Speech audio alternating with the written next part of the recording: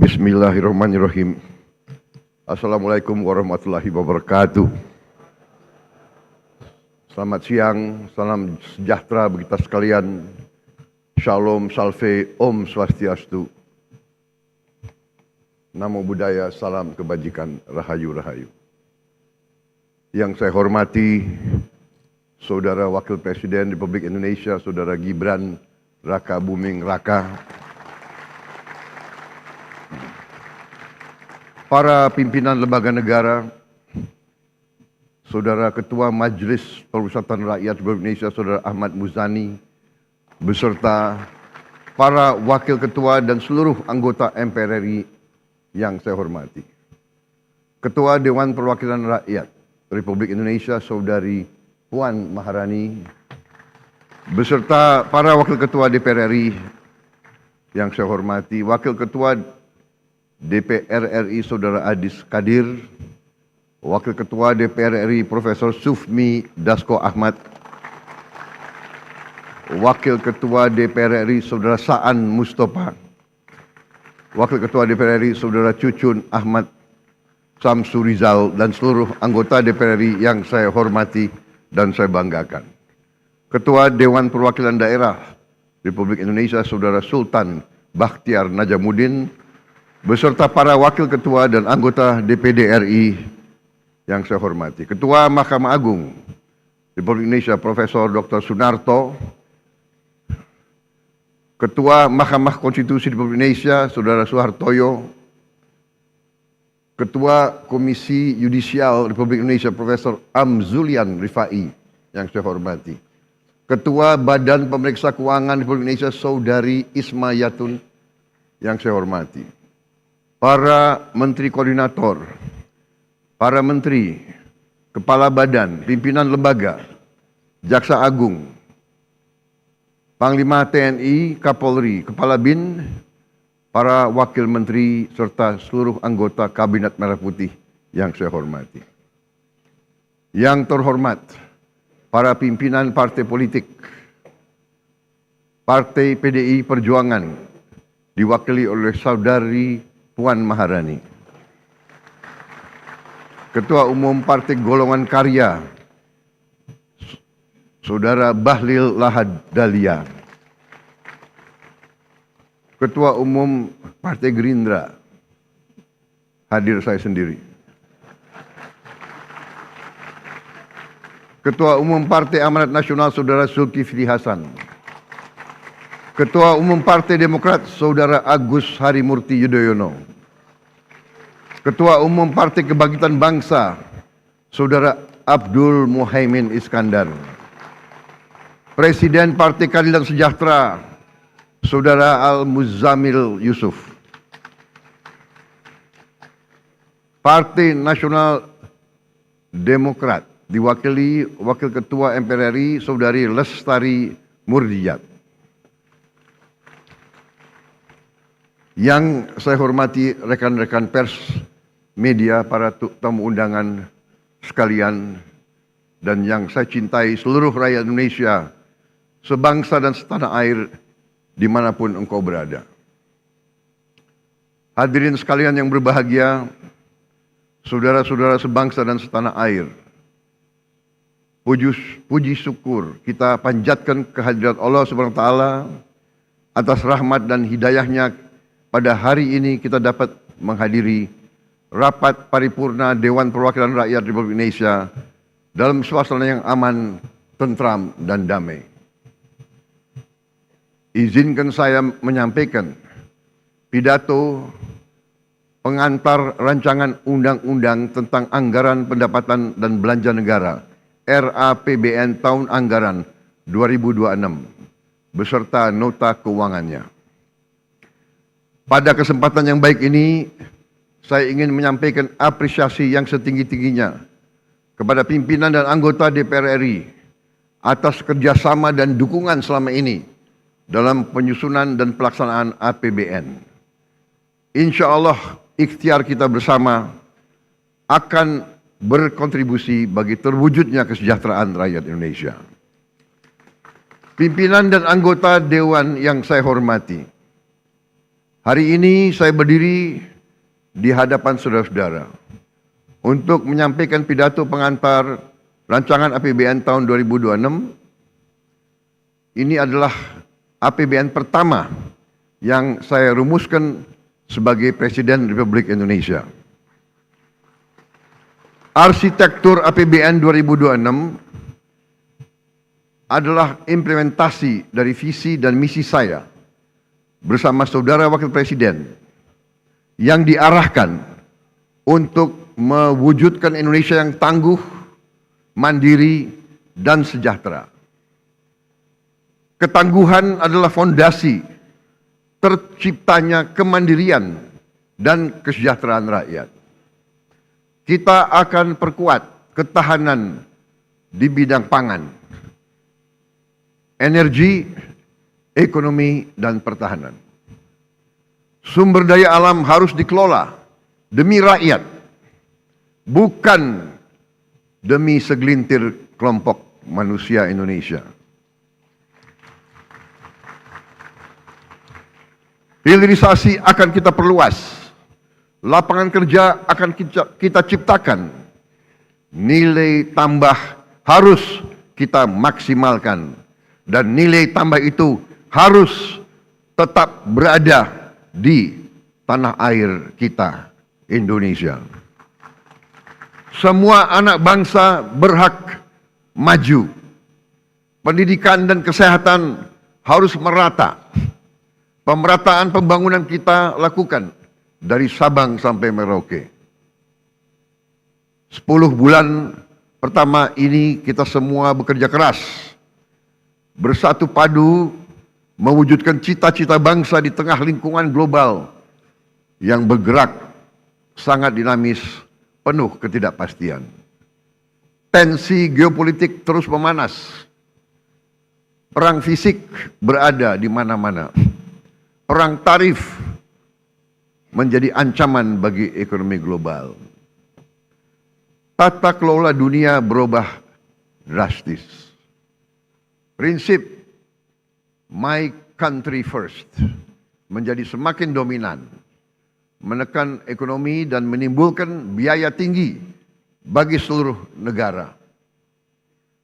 Dengan dukungan semua komponen bangsa, pemerintah bersatu padu berjuang agar rakyat tetap terlindungi, ekonomi Indonesia tetap stabil, dan layanan publik dapat berjalan efektif. Hasilnya dapat kita rasakan sekarang. Ekonomi triwulan kedua 2025 tumbuh 5,12% year on year. Membaik dari triwulan pertama 4,87%. Lebih dari setengahnya adalah kontribusi dari aktivitas konsumsi masyarakat yang meningkat 4,97%. Ekspor kita tumbuh kuat 10,67%. Nilai tambah dari hilirisasi menjadi penyumbang terbesar kuatnya ekspor kita. Kuatnya ekonomi menunjang peningkatan kesejahteraan rakyat. Tingkat pengangguran turun menjadi 4,76% di Februari 2025 dari 4,82% tahun lalu. Dengan 3,6 juta lapangan kerja baru yang berhasil diciptakan. Tingkat kemiskinan ditekan menjadi 8,47%. Terendah sepanjang sejarah. Pemerintah bekerja keras agar inflasi tetap rendah di kisaran 2,4%. Sehingga menjaga daya beli rakyat, terutama masyarakat yang tidak mampu.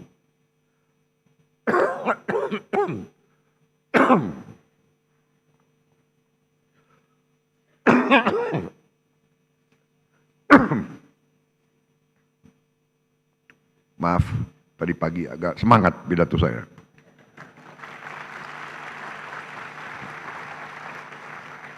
Inilah bukti nyata dengan kerja keras dan kesungguhan kita mampu memperjuangkan nasib jutaan rakyat Indonesia untuk hidup lebih sejahtera.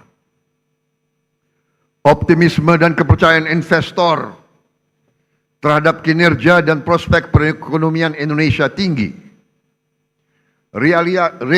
Realisasi investasi paruh pertama 2025 mencapai target APBN. Dan pasar saham kita pun menunjukkan perkembangan menggembirakan di tengah situasi global yang sangat tidak pasti. Berbagai program unggulan kita sudah dirasakan rakyat. Makan bergizi gratis hari ini telah mencapai 20 juta penerima manfaat.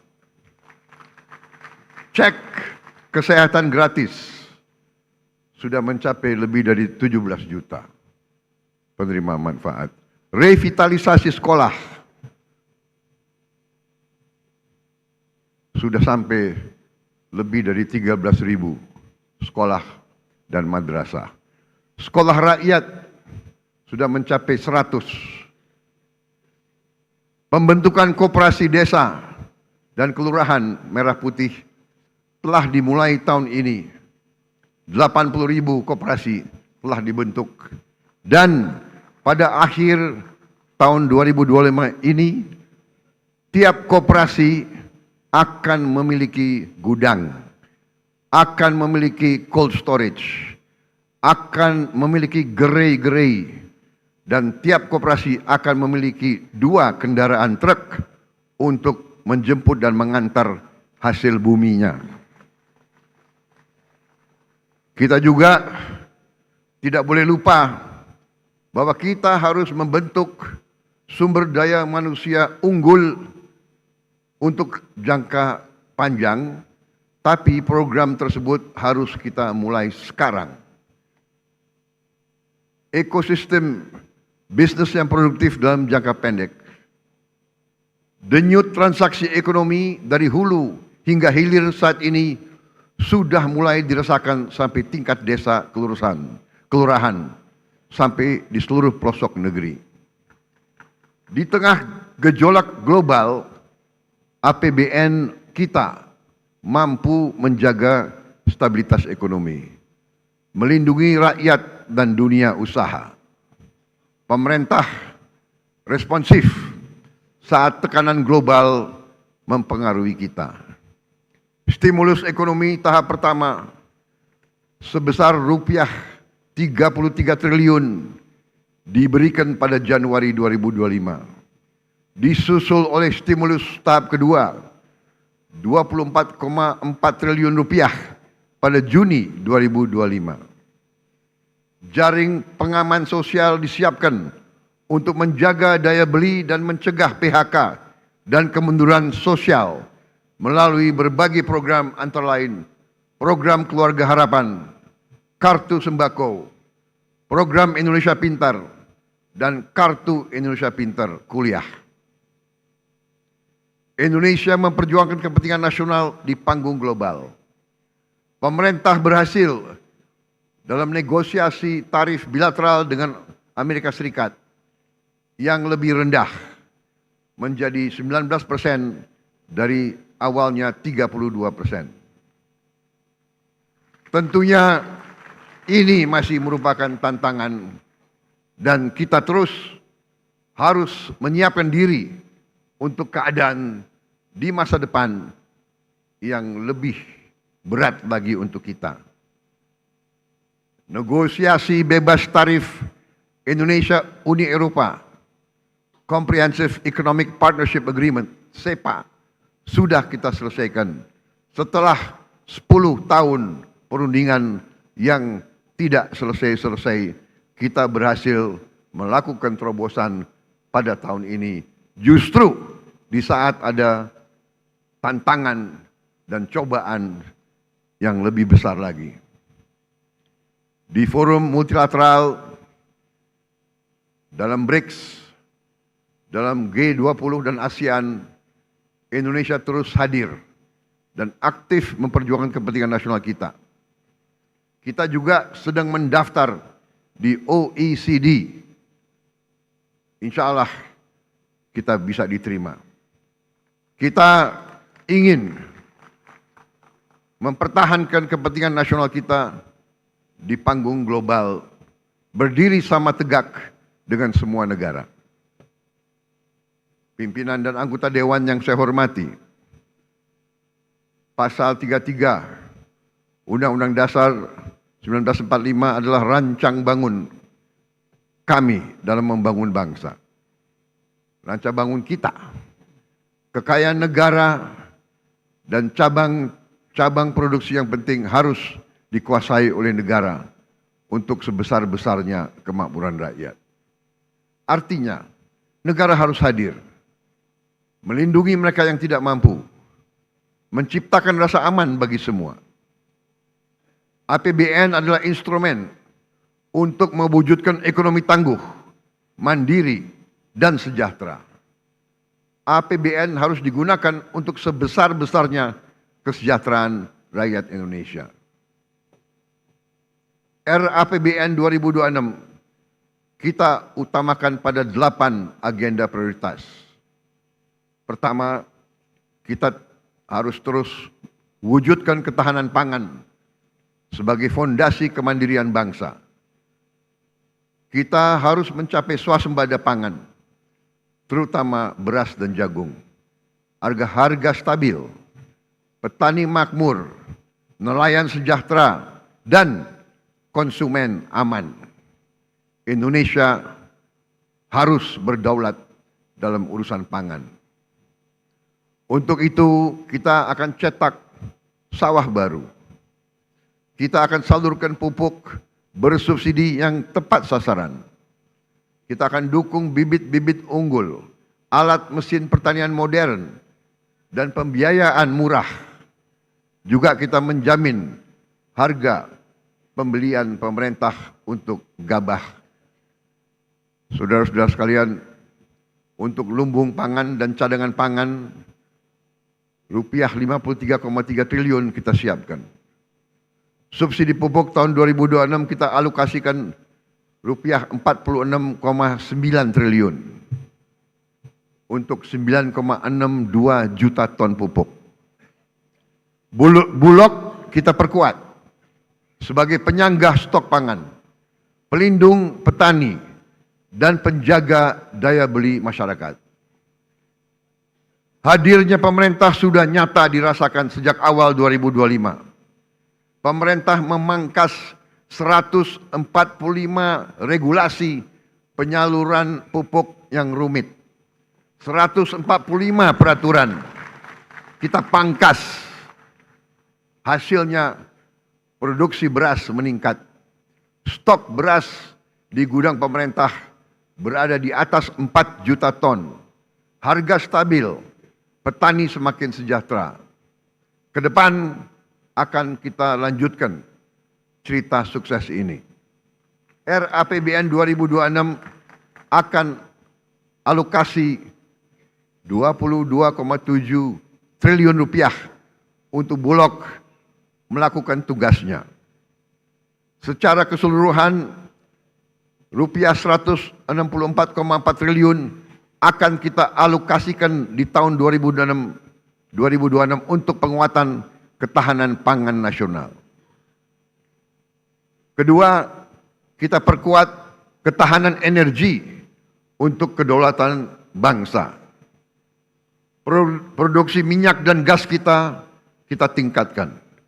Harga energi kita jaga. Dan transisi menuju energi bersih kita percepat. Subsidi energi harus adil, tepat sasaran. Bukan lagi dinikmati oleh mereka yang mampu. Energi baru terbarukan adalah masa depan. Kita harus genjot pembangunan pembangkit dari surya, dari hidro, dari panas bumi, dan dari bioenergi. Indonesia harus menjadi pelopor energi bersih dunia. Kita harus capai 100% pembangkitan listrik dari energi baru dan terbarukan dalam waktu 10 tahun atau lebih cepat. Saya yakin hal ini bisa dicapai. Dari target dunia 2060, kita bisa mencapainya jauh lebih cepat. Dan rakyat kita, dari kota hingga desa, harus menikmati energi yang terjangkau dan berkelanjutan. Berbagai dukungan APBN untuk penguatan ketahanan energi ditempuh melalui subsidi energi, insentif perpajakan, pengembangan EBT, serta penyediaan listrik desa. Secara keseluruhan di tahun 2006, dukungan fiskal pemerintah yaitu rupiah 402,4 triliun untuk ketahanan energi. Ketiga, kita bangun generasi unggul, anak-anak kita, melalui makan bergizi gratis. Generasi unggul lahir dari tubuh yang sehat, dengan gizi terpenuhi. Kita hilangkan stunting dalam waktu yang secepat-cepatnya. Program makan bergizi gratis telah dilaksanakan di seluruh provinsi dan terus dibangun agar menjangkau seluruh pelosok negeri. MBG kita targetkan mampu menjangkau 82,9 juta siswa, ibu hamil dan balita akan menerima manfaat asupan gizi optimal melalui satuan pelayanan pemenuhan gizi yang dibangun di seluruh pelosok negeri. Ke depan, program ini akan efektif memberi manfaat lebih luas dan optimal bagi masyarakat. MBG meningkatkan kualitas gizi anak-anak kita, kualitas SDM masa depan Indonesia, dan juga memberdayakan UMKM dan ekonomi lokal yang akan tumbuh semakin kuat, menciptakan ratusan ribu lapangan kerja baru, dan memberdayakan jutaan petani, nelayan, peternak, dan pelaku-pelaku UMKM. Alokasi anggaran untuk MBG tahun 2026 kita alokasikan sebesar 335 triliun rupiah. Keempat, kita wujudkan pendidikan bermutu. Pendidikan adalah senjata paling ampuh untuk mencetak SDM unggul yang berdaya saing global. Pendidikan adalah instrumen untuk memberantas kemiskinan. Pemerintah berkomitmen memenuhi anggaran pendidikan 20%, yaitu sekitar 757,8 triliun untuk tahun 2026. Terbesar sepanjang sejarah NKRI. Tapi kita harus waspada.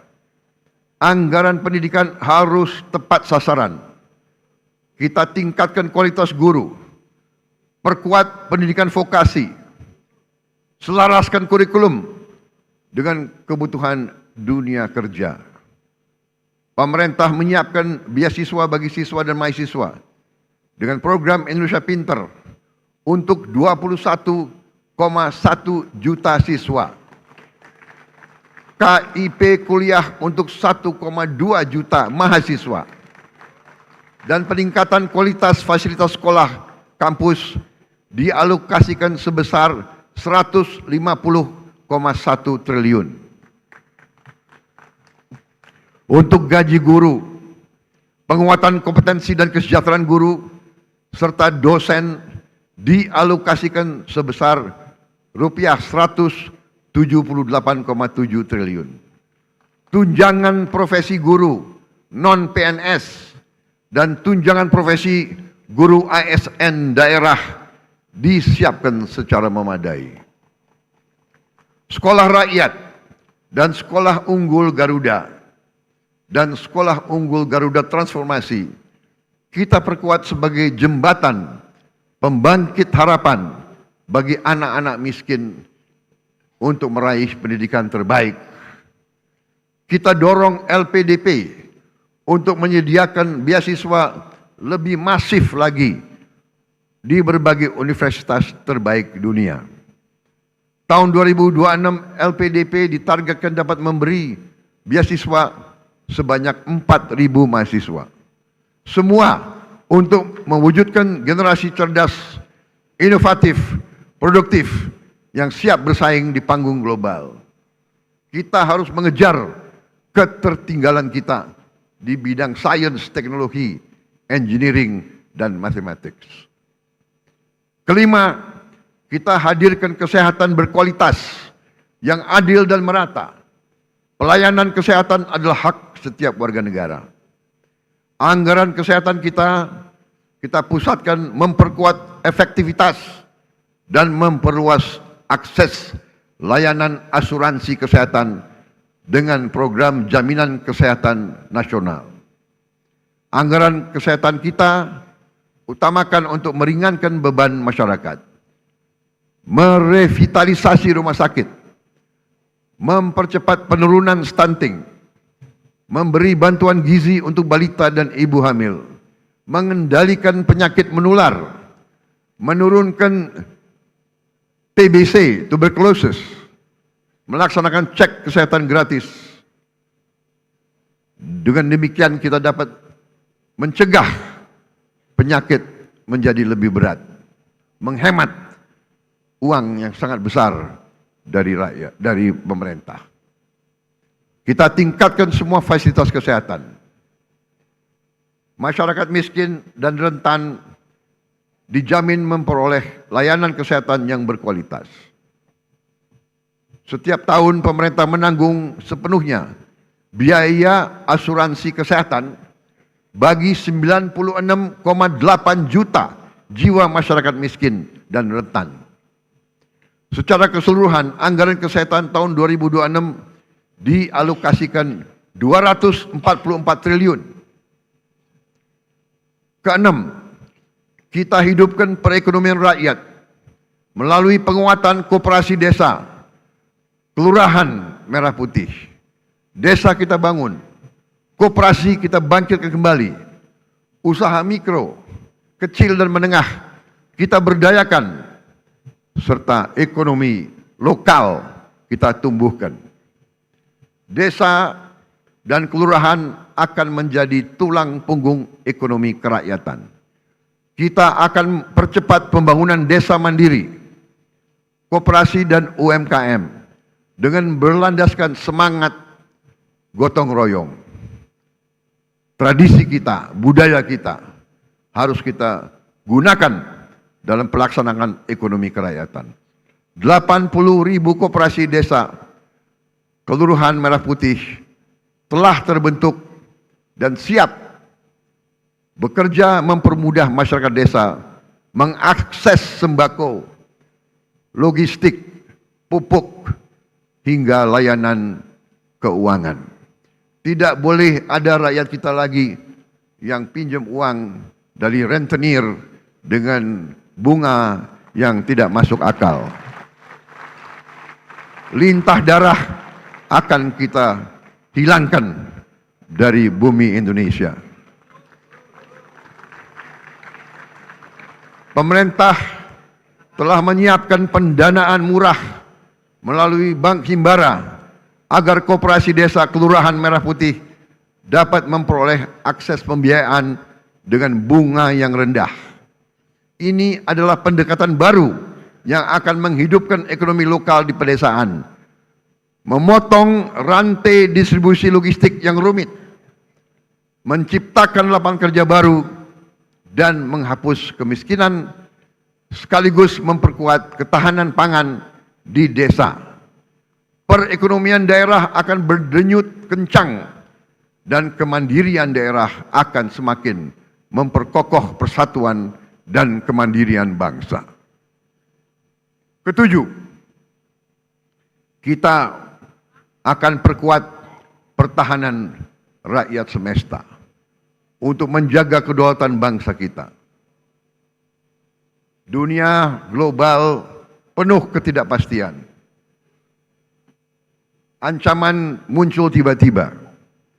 Indonesia masih penuh dengan masalah menjaga keutuhan wilayah, menjaga kekayaan kita. Pertahanan yang kuat adalah fondasi kedaulatan. Bangsa Indonesia tidak menghendaki perang. Bangsa Indonesia memandang perang adalah jalan terakhir. Kita ingin damai, tapi kita lebih cinta kemerdekaan kita.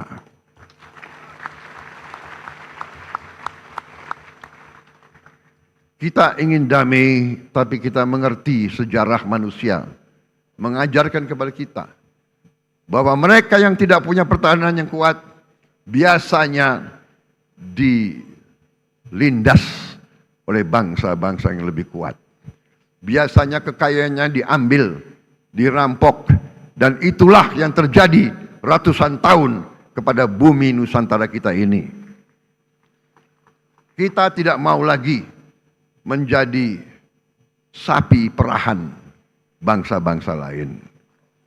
Saudara-saudara sekalian, riset dari Universitas Oxford menceritakan kepada kita bahwa mereka, Belanda yang memegang dan menduduki Indonesia, selama mereka duduki Indonesia, Nusantara, GDP per kapita mereka tertinggi di dunia. Artinya, siapa yang kuasai kekayaan Indonesia, GDP per kapitanya akan sangat tinggi, akan menjadi salah satu dari 3 atau 4 di dunia. Dan itu yang kita tuju. Kita harus kuasai, kendalikan, membela, dan mengelola semua kekayaan bangsa Indonesia. Untuk itu, kita harus modernisasi alat utama sistem pertahanan. Memperkuat komponen cadangan kita. Kita berdayakan industri strategis nasional serta kesejahteraan para prajurit patriot bangsa. Alhamdulillah, Yang Maha Kuasa telah memberi karunia kepada kita. Kita memiliki mineral-mineral yang disebut tanah jarang, rare earth. Kita memiliki semua rare earth yang ada di dunia kita miliki. Dan rare earth ini vital untuk kehidupan teknologi tinggi, untuk kehidupan modern, dan juga untuk pertahanan modern. Saudara-saudara sekalian, kita harus menciptakan sumber daya manusia yang unggul agar semua sumber daya alam kita bisa kita manfaatkan secepat-cepatnya. Kedelapan, kita percepat investasi dan perdagangan global. APBN sebagai katalis. Peran dan antara Indonesia dan swasta harus semakin diperkuat sebagai motor penggerak ekonomi. Melalui Danantara Indonesia kita perkuat investasi produktif dan mewujudkan Indonesia lebih kuat dalam rantai pasok dunia. Profesionalisme, kompetensi, dan integritas akan menjadi pijakan. Didukung tata kelola, transparan, dan akuntabel. Inilah momentum bagi Indonesia untuk menjadi kekuatan ekonomi global. Berbagai proyek hilirisasi dengan nilai investasi sekitar 38 miliar dolar akan kita percepat. Proyek ini mencakup berbagai sektor, termasuk pertambangan mineral, hilirisasi batubara, pertanian, perikanan, serta energi baru dan terbarukan.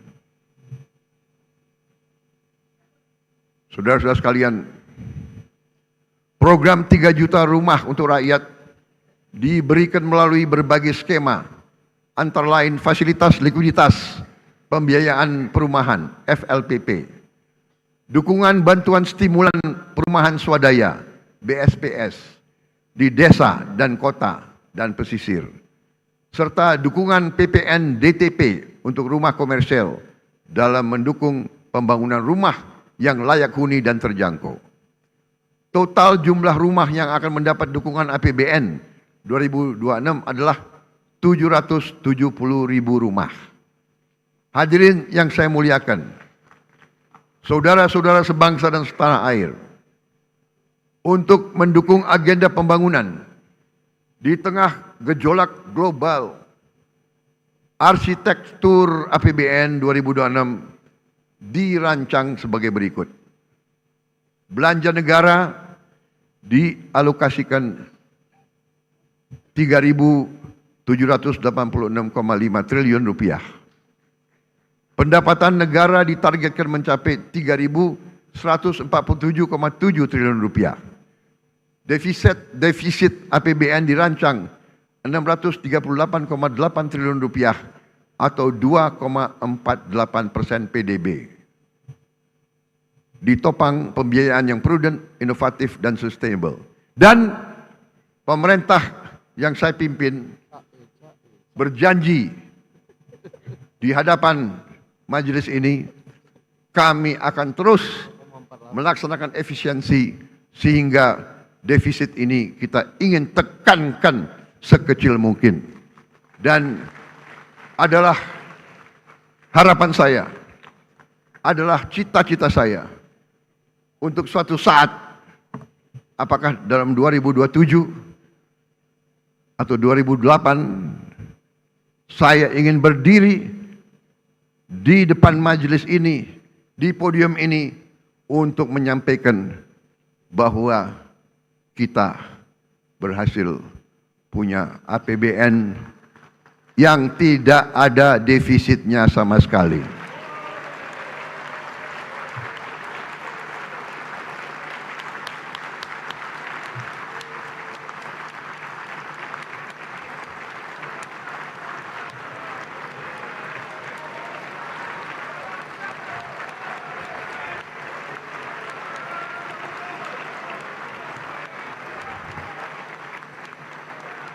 Kita harus berani. Kita harus berani dan kita harus bertekad menghilangkan kebocoran, menekan segala bentuk kebocoran, dan untuk itu saya minta dukungan seluruh kekuatan politik yang ada di Indonesia.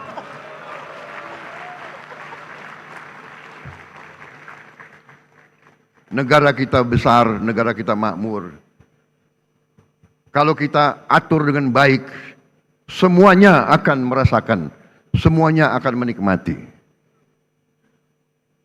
Kita akan mengembangkan pembiayaan kreatif dan inovatif yang lebih masif, sehingga tidak hanya mengandalkan APBN.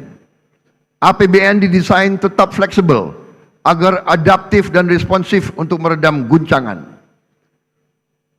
Untuk itu, APBN harus terus dijaga tetap sehat dan kredibel melalui optimalisasi pendapatan, penguatan kualitas belanja, serta inovasi pembiayaan. Optimalisasi pendapatan negara harus dilakukan secara konsisten. Pajak adalah instrumen untuk keadilan, untuk redistribusi pendapatan. Yang kaya bayar pajak, yang tidak mampu dibantu. Penerimaan perpajakan akan terus ditingkatkan dengan tetap melindungi iklim investasi dan keberlanjutan dunia usaha. Insentif fiskal tetap diberikan secara terarah dan terukur untuk mendukung aktivitas ekonomi strategis. Pengelolaan SDA akan kita perkuat untuk digunakan sebesar-besarnya untuk kemakmuran rakyat. Setiap aset negara harus dikelola secara efisien dan produktif. agar menghasilkan nilai tambah dan kontribusi positif bagi kesejahteraan rakyat. Dalam dunia bisnis, dalam dunia usaha kita mengenal istilah return on asset. Dalam bisnis dikatakan bisnis itu baik dan berhasil kalau return on asset adalah sekitar 12%. Katakanlah konservatif 10%. Katakanlah untuk bangsa Indonesia cukup 5%. Saudara-saudara sekalian, aset yang dimiliki bangsa Indonesia yang berada di BUMN-BUMN kita, asetnya adalah senilai lebih dari 1.000 triliun US dollar. Harusnya BUMN itu menyumbang kepada kita minimal 50 miliar dolar. Kalau 50 miliar dolar, APBN kita tidak defisit, saudara sekalian.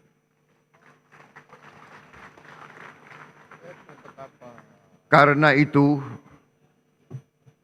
saya memberi tugas kepada Badan Pengelola Investasi Danantara Indonesia untuk membereskan BUMN-BUMN kita.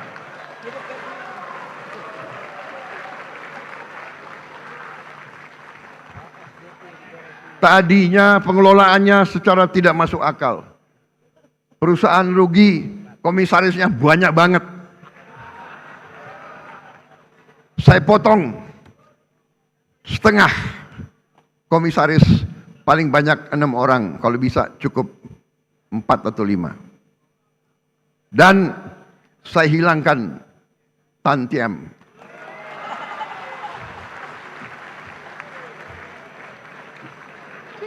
Saya pun tidak mengerti apa arti tantiem itu. Itu akal-akalan mereka saja.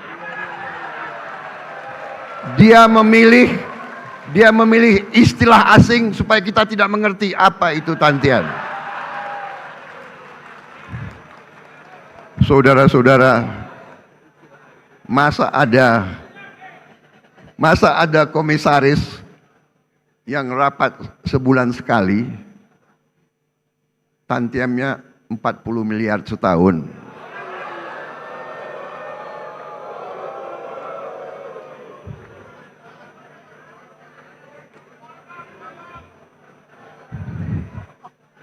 Saya juga telah perintahkan ke Danantara, direksi pun tidak perlu tantiem kalau rugi. Dan untungnya harus untung benar, jangan untung akal-akalan.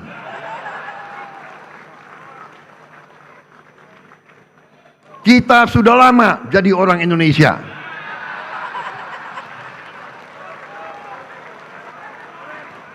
Dan kalau direksi itu, kalau komisaris itu keberatan, segera berhenti, saudara-saudara sekalian.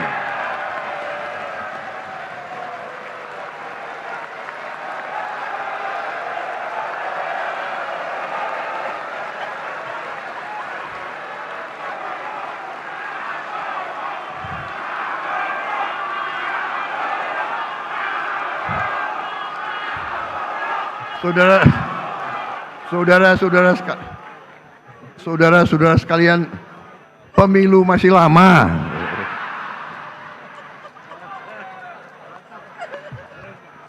Ini kayak rapat di kecamatan aja ini. Tapi ini serius, tidak masuk akal, ya.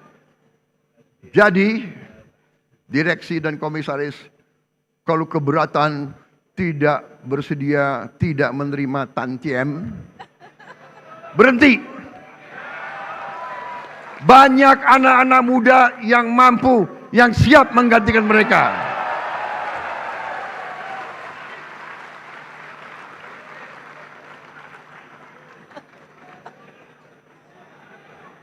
Saudara-saudara sekalian, setiap rupiah uang rakyat harus kita jaga. Harus kita jaga.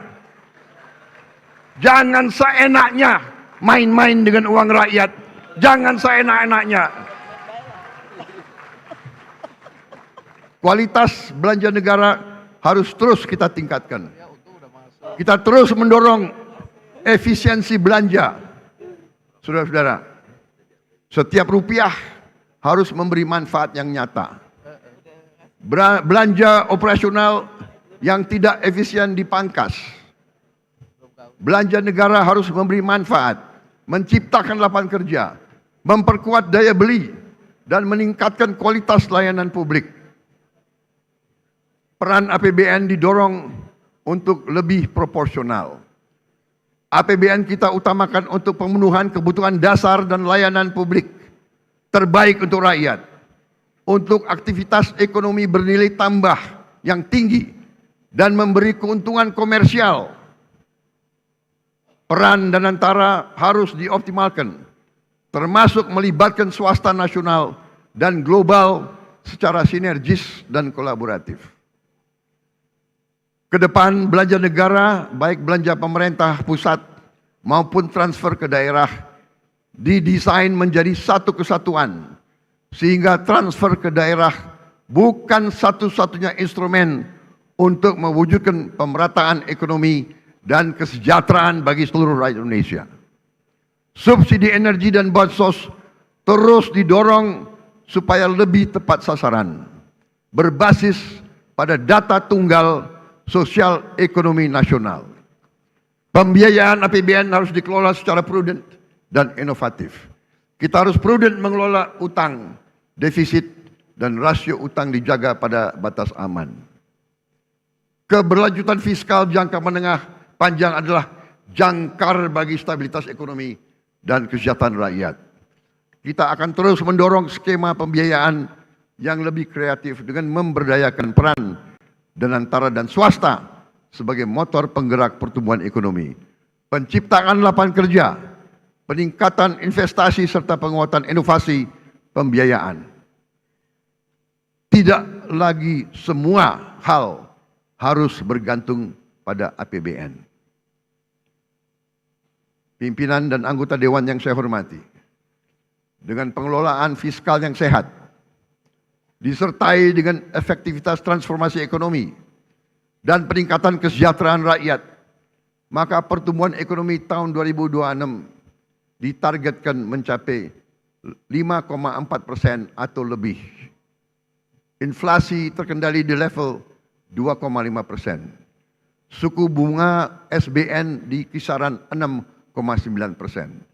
Nilai tukar berada di kisaran rupiah 16.500 rupiah per dolar.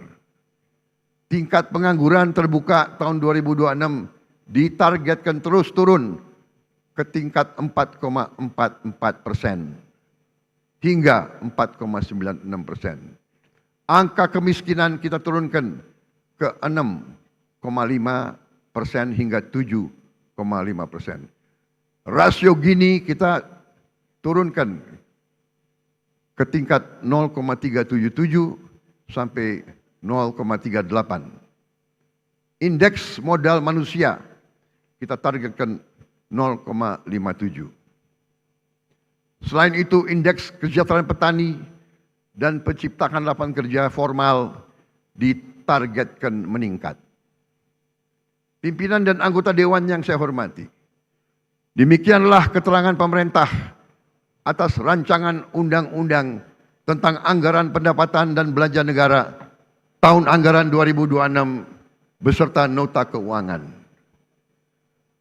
Besar harapan kami pembahasan RAPBN tahun 2026 dapat dilakukan secara konstruktif dalam semangat gotong royong demi tercapainya cita-cita Indonesia merdeka, berdaulat, adil dan makmur.